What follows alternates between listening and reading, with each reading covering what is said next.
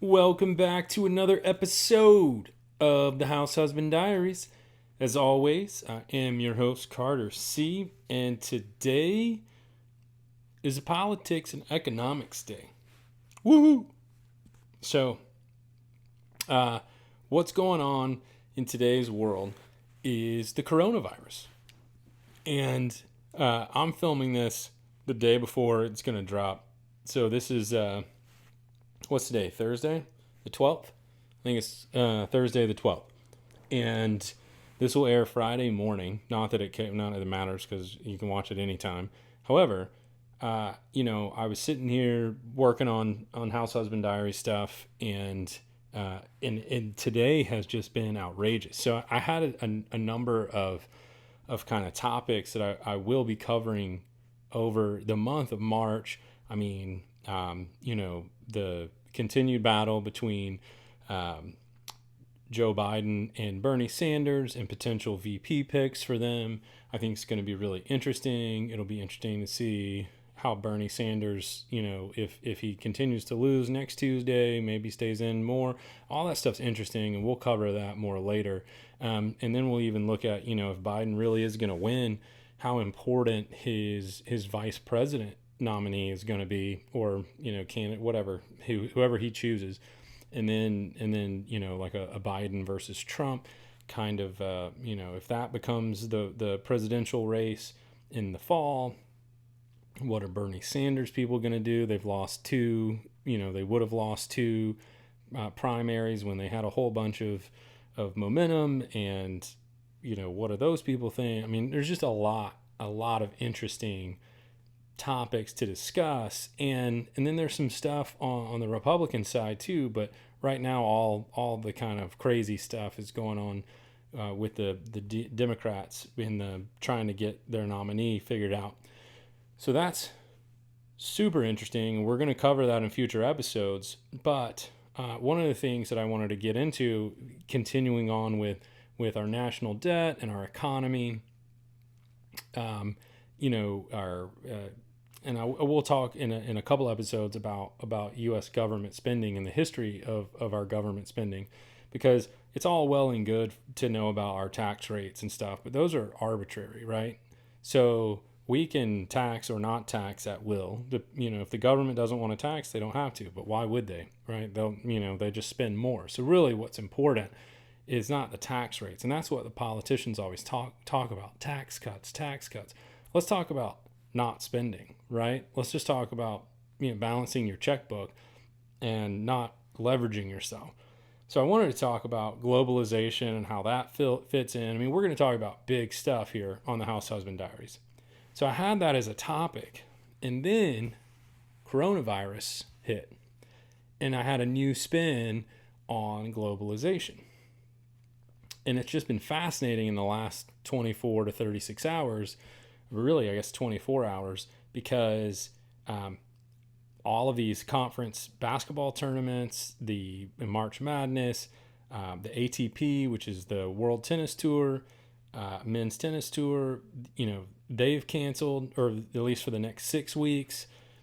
All these basketball tournaments have been canceled. You've got the NBA just canceled the rest of the season, or postponed it, or delayed it, or whatever they did. Spring training for the Major League Baseball, NHL. I mean, it's just crazy. Trump went on the news last night, gave an address from the Oval Office, and said, "Hey, we're canceling flights from Europe, except for the UK," which doesn't make any sense. So if you're in France, can you fly to the UK and then fly from the UK back to the States? I didn't watch it. I was busy doing some other stuff. So I'm confused, because we actually have a friend that just got married this past weekend. We went down to the wedding in Florida, and their honeymoon in Paris. They going to be stuck for 30 days? I'm telling you, like, your job can't fire you, right? And they have to pay you, right? Do you have to try to get back? Or would they even allow you back if you fly to Canada, and then, or if you've been in Europe continental Europe, will they let you buy? Like, I don't know. I haven't dug into it, but man, could you imagine that? How amazing would that be to have a honeymoon extended by 30 days? I mean, if you had the money, right? I mean, I don't know. What do you do with that? You just stay in a hotel for a month? Do you travel around? I mean, these people, should be okay. But I mean, that's a heck of a honeymoon right there. Like a 35-day honeymoon. Sorry, I can't go to work. Coronavirus. We're stuck in Europe. And I'm telling you, it's crazy, crazy world. So I was thinking when I was trying to, get some stuff done today and what I was going to do this video about. And I was trying to get a good topic and which one did I want to do. And then all this stuff happened with all these closures and stopping people from traveling internationally. And I thought, it's really interesting because one of the things about topics I will cover eventually, and one of the ones that I had written down was how globalization has hurt America or Americans. And that's a controversial topic. However, and I was going to go in, and I'll go into all the details, but globalization was supposed to make our lives better by lowering the cost of goods, passing through the cheaper costs of labor, right? That's kind of the idea, the economic idea of globalization, is that there's cheaper labor outside of the United States. So if things, all of our goods are produced other places where labor is much cheaper, then those companies will be able to produce products more cheaply and then ship them over still more cheaply than we could just produce them here, and then we get them for cheaper. Now that's not really true, I don't think. iPhones are still $1,000 and Apple has $250 billion in cash stashed overseas. So it's not like Apple's hurting. They're making hundreds of dollars of profit. If they produced them here, they'd probably make $100 of profit, or probably more. They just won't tell us, right? So then you start getting into the whole greed thing. Like, is it really beneficial for Americans, or are they just selling us a bunch of baloney and so they can profit off of it? Well, that's where we get into the whole issue. Like, do I lean more liberal and quote unquote Democrat, or even Bernie Sanders socialist on that, or am I more free market capitalist? And I have both, and I think that's what's so interesting is I don't really fit into one box or the other. But I question that because in free markets, in capitalism, you also don't have price fixing, and I wonder how much of that is price fixed. Like, why is an iPhone that expensive, or an Android that expensive? Like, is it really, or is that just a price? And then we look at the stock market, and that's tanking with the oil that came out too, with Saudi Arabia and OPEC in a battle with Russia. So I was looking at all of these things that kind of are inside the term globalization, and I just thought it was fascinating because what we've seen over the last 20 or 30 years, when globalization started taking off in the late 80s or in the 80s and 90s, was, if you look back at history, our healthcare in America, housing in certain markets, and our education have gone up exponentially. Just are way bigger portions of our household income than they used to be 50 years ago. Now, you can make the case that healthcare and housing and education are all not produced, through globalization. They're all domestic, and I don't disagree with that at all. But it makes you question, what's the problem there then? So, what I'm getting to, and this is going to be a little discombobulated because these are just kind of thoughts I'm thinking and just spewing out because it's all happening right now. And unlike the big news organizations or, the big political machines, I don't stick to talking points because I'm a human being and I think, and I'm a human being. Get it? I'm being a human today. And I'm just thinking out loud, and I'm putting it on YouTube, and give me comments, tell me what you think.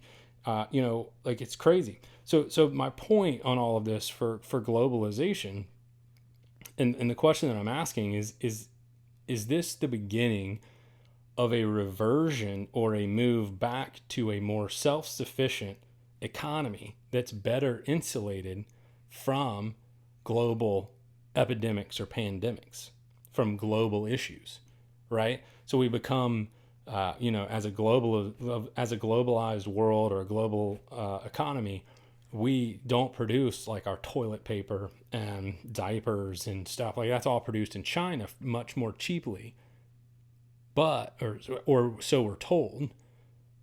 But then when something happens and another country's affected and they don't have the as good a health system as we do in America, and many more people die from a virus or an illness or what have you, then they have to shut down their economies, their production facilities, and try to save their people. But then we don't get our goods, and so it totally disrupts their economy and their flow. But now because we're dependent on them, it completely disrupts our flow and we can't buy it. So we don't, do we have facilities here that produce toilet paper? I'm sure somebody does. There's like got to be a couple of toilet paper manufacturers or diaper manufacturers. And so do they have the ability and the facilities to up production, or what's our fallback? And I think it's really interesting. You're not going to be able to shut down borders. We can't stop germs. We can't see germs. So there's no real way to stop like a global, I should have looked it up. Pandemic or epidemic was one of those emics. And, but it's just really interesting when you look at being extended. So along with our national debt, and individual debts, when you overextend or over leverage yourself financially, when something happens, and you lose all your money, you lose your butt, that's why you don't overextend yourself and you try to pay with things for cash and only have, a manageable amount of debt, which is what we're not doing as a country with our national debt growing. But now we're spending more money. And so the Fed just said they're putting in $500 billion because the stock market crashed today again, and it's just continuing to crash. So the Fed's just printing monopoly money. So it's like, I don't care about the stock market, right? Like we don't have stocks, like a whole, like we're not like loaded on stocks like the old people are. And older people that have worked a long time and invested in the stock market, great. I don't care. $500 billion, like 500 billion. Are you kidding me? Hold on. Let's do that math. I hadn't even, hold on. I'll do this right now. I gotta turn it sideways so I can get enough zeros in there, right? 500 million, 500 billion, right?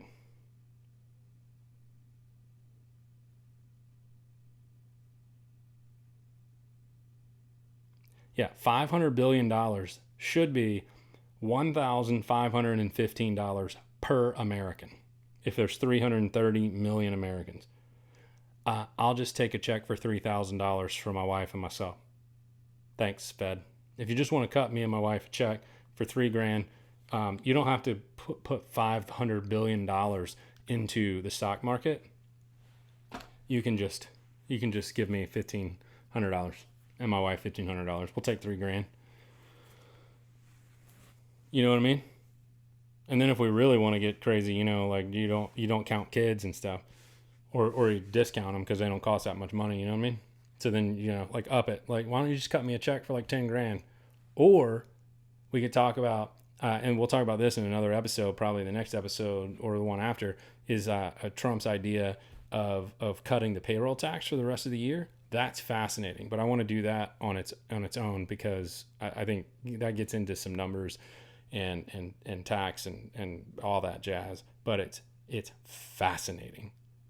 If you can just cut income tax, right, to help the economy, why don't you do it right now? Just go ahead. Just do it. Just cut it, man. I mean, yeah, the government's going to have to lower their spending because their revenues is going to be cut. And that's why I want to do that on its own show. on its own episode, because there's some serious conversation there. But man, Democrats did not like that idea, and even some Republicans, because you know that's going to take a bite out of the revenue that the federal government actually has. It will increase the national debt and the working deficit this year. But man, what a great idea to put more money in our pockets, right?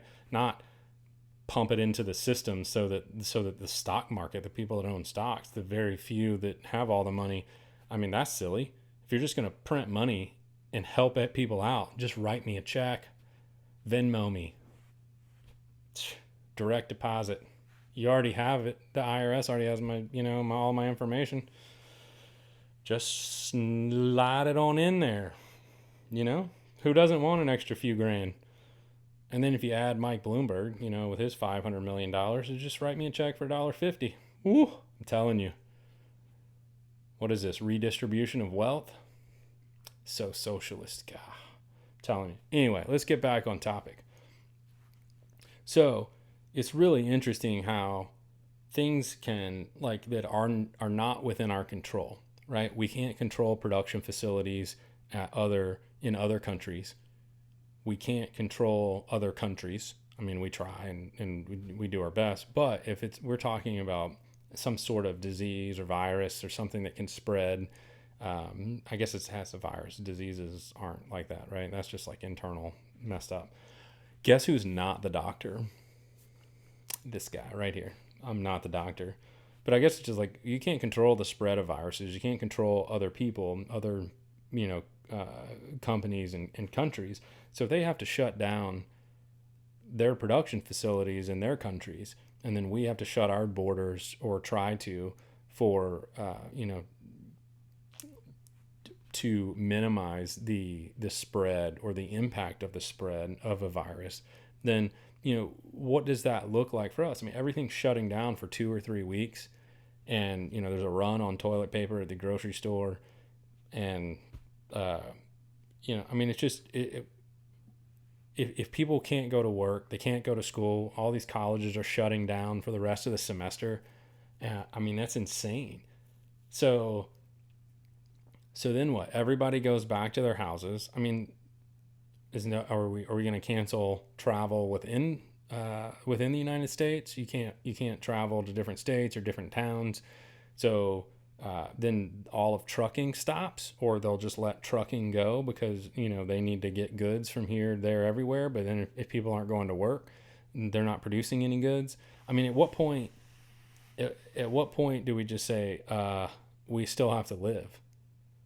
Yes, some people are going to get it and some people aren't going to be able to fight it, and that stinks. And hopefully our health care system, which I know I talked to some other people that work in the hospitals and stuff, and they say they won't have enough resources for everybody that's going to get sick. And I understand that, but man, it's just at what point are we just causing a scare? And then if we did have a more self-sufficient economy where we did produce more goods within our borders, would we be more insulated from global epidemics, pandemics, whatever they are? Or would we not? I mean, I'd love to hear your thoughts on that.